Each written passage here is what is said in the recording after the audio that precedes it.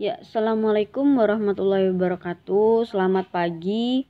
Jadi tadi ibu sudah ngebuka Zoom, namun nyatanya ternyata hanya 4, 5 sampai 6 orang saja. Kalian masih tidur apa gimana ya? Saya nggak tahu. Oke, langsung saja kita masuk ke materi ya. Jadi di minggu lalu kita kan sudah ya sedikit banyak membahas tentang bab 2 ini, yaitu masalah pengelolaan keuangan negara ya kan. Nah, ini kita masih sedikit lagi, ini masih masalah pengelolaan keuangan negara, baru nanti kita masuk ke kekuasaan kehakiman. Kita ngebahas masalah hukum lah sedikit. Nah, ini sekarang kita masih ngebahas tentang pengelolaan dari keuangan negara. Nah, di minggu lalu kita sudah juga membahas tentang apa itu keuangan negara, lalu bagaimana mekanisme dalam mengelola keuangan negara, lalu siapa sih jabatan atau mungkin orang yang bertanggung jawab dalam mengelola keuangan negara. Nah, minggu lalu sudah kita bahas apa itu keuangan negara. Lalu kita juga sudah membahas bagaimana ketentuan yang mengenai keuangan negara sudah ada di dalam Undang-Undang Dasar pasal 23, 23A sampai 23D.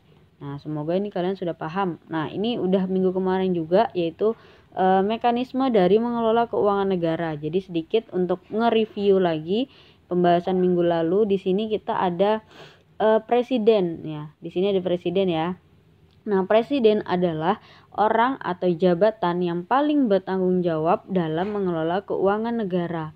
Nah, jadi presidenlah yang ngebuat pertama kali rancangan anggaran dan anggaran pendapatan dan belanja negara atau APBN yang biasa kita kenal. Nah, rancangan tersebut itu akan dibawa ke tingkat DPR pusat.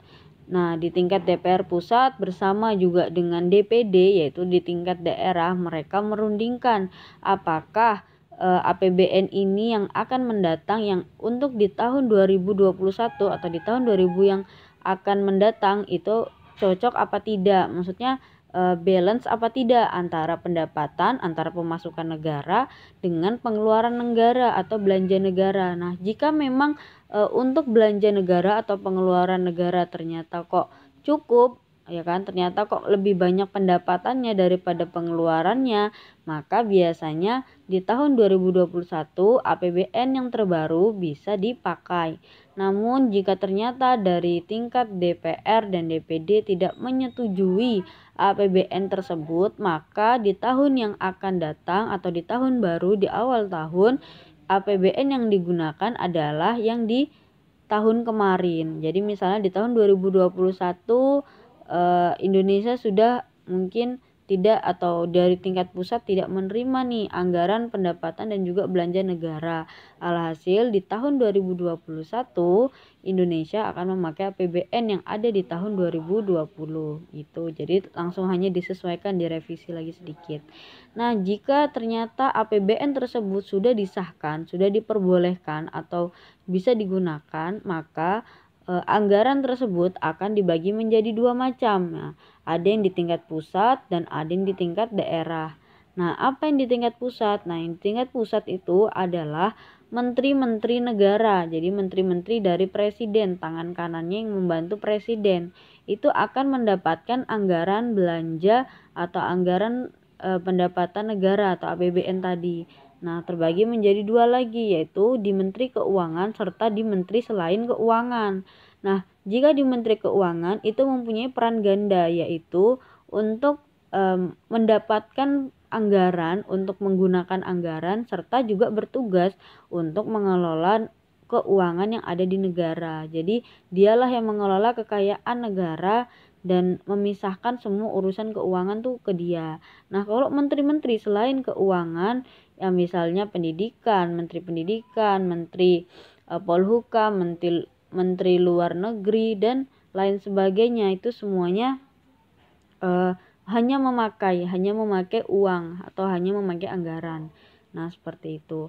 Lalu untuk di tingkat daerah itu biasanya uang akan diserahkan ke gubernur atau wali kota atau bupati. Untuk apa? Ya untuk menjalankan sistem pemerintahannya dia sendiri.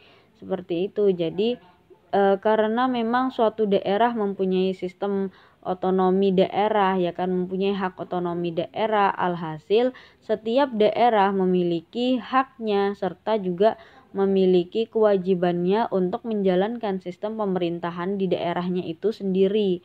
Jadi ya ketua atau mungkin pemimpin dari daerah tersebut itu memperbolehkan sebebas-bebasnya untuk menjalankan sistem pemerintahan atau mendayagunakan sumber daya alam yang ada di daerah tersebut, itu ya terserah dari gubernurnya atau wali kotanya gitu.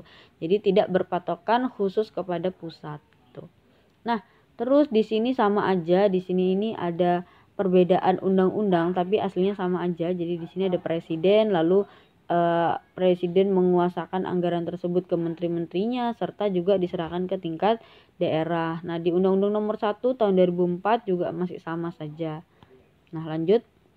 Nah, keuangan negara terbagi menjadi dua macam. Ada proses pembangunan tidak akan berjalan dengan lancar apabila keadaan ekonomi itu tidak stabil. Nah, gimana nih menurut kalian? Bener nggak sih kalimat ini gitu? Apa mungkin kalian merasa ini kok gini ya, gimana gitu? Nah, jadi coba silahkan dipikirkan bahwa gimana sih kalau misalnya proses pembangunan yang mangkrak gitu ya kan, yang tidak berjalan, apakah menurut kalian sistem ekonomi itu bakalan stabil kah atau bakalan tidak stabil? Nah, coba deh dipikir dulu. Nah, jadi apabila coba dibayangkan apabila pembangunan, misalnya pembangunan ya bisa berupa fasilitas negara ya kan, otomatis misalnya di daerah A gitu, kalau misalnya pembangunan misalnya supermarket atau mungkin toko-toko pembelanjaan atau mungkin mall gitu, ternyata kok pembangunannya mangkrak, tidak berjalan dengan maksimal, sedangkan di daerah tersebut ya tidak ada pusat-pusat perekonomian ya, misalnya pasar atau mungkin tempat-tempat belanja gitu nggak ada. Nah, otomatis pasti ekonomi tersebut juga akan rendah gitu. Nah, terus di sini ada juga yaitu komponen atau lembaga-lembaga negara itu amat penting atau sangat penting dalam menyelenggarakan negara. Ya pasti ya. Jadi tanpa adanya lembaga negara yang utuh, maka penyelenggaraan negara juga tidak akan bisa berjalan dengan baik. Misalnya tidak ada DPR, tidak ada yang ngawasi, tidak ada KPK. Nah, otomatis lembaga-lembaga itu kalau tidak ada ya tidak bisalah negara ini bangkit atau bagus gitu. Makanya komponen atau lembaga negara itu sangat penting. Nah, kita juga nanti setelah ini akan ngebahas satu lembaga atau satu badan negara yang bakalan berguna tentang pengelolaan keuangan gitu. Nah, di sini ada video ini, cuma nanti aja dulu. Nggak bisa dibuka soalnya. Nah, di sini yang APBN tadi yang saya jelaskan sedikit bahwa APBN itu salah satu unsur terpenting untuk kepentingan nasional atau kepentingan umum, dan ada bagian-bagian yang berkaitan dengan pembangunan daerah dengan dipertimbangkan DPD.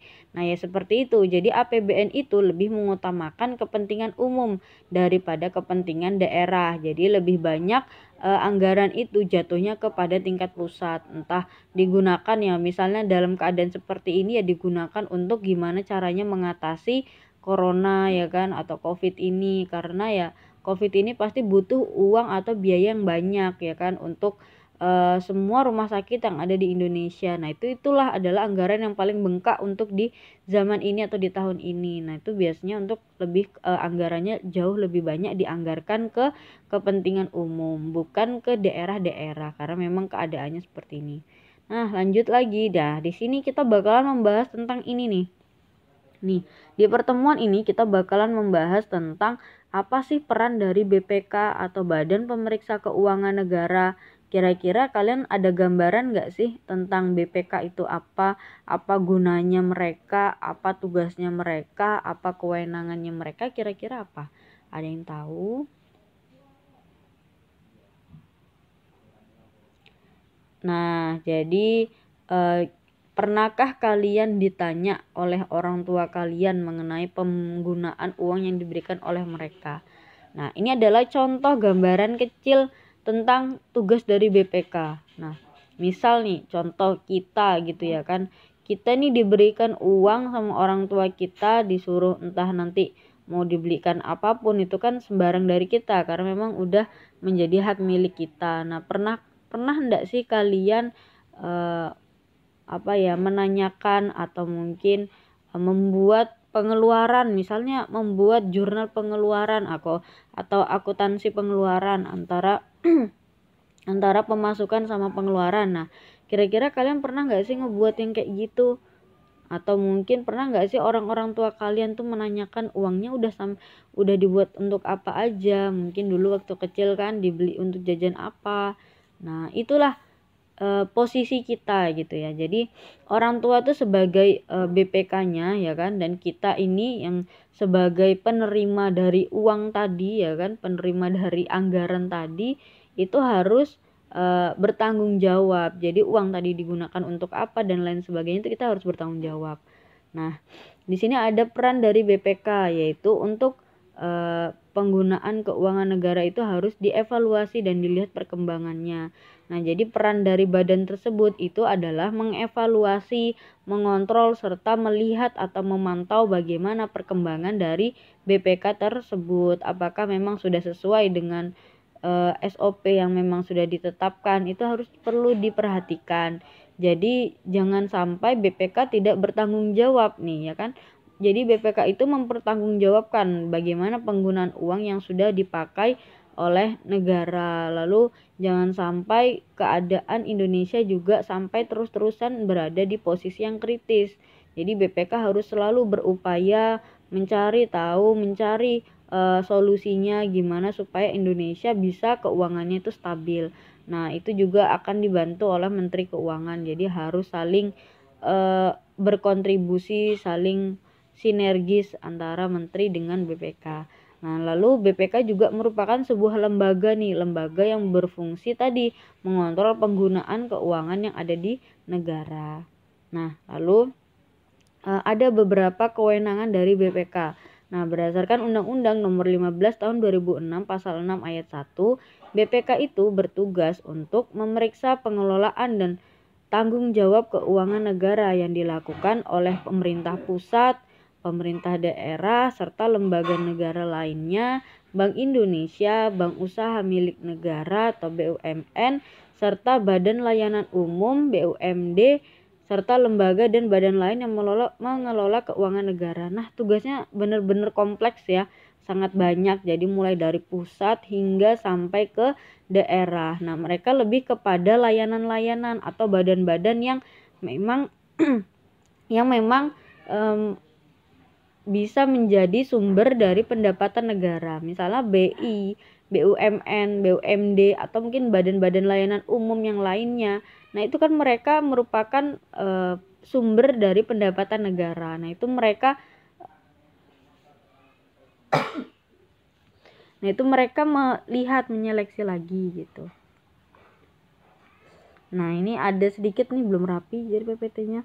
Jadi ini adalah beberapa tugas juga dari BPK tersebut, yaitu menentukan objek pemeriksaan, merencanakan dan melaksanakan pemeriksaan. Jadi contohnya tuh sama seperti kalau kita akreditasi sekolah gitu. Jadi mana nih dokumen? Nah, jadi BPK itu hanya ke BUMN, ke BUMD atau mungkin badan-badan layanan umum lainnya menanyakan mana nih dokumen kalian, mana laporan keuangan kalian melakukan atau kalian mengeluarkan uang ini untuk apa. Nah, itu mereka hanya untuk mencari dan mempertanggungjawabkan, mencari gimana jalannya BUMN, BUMD itu apakah berjalan yang lancar apa tidak gitu.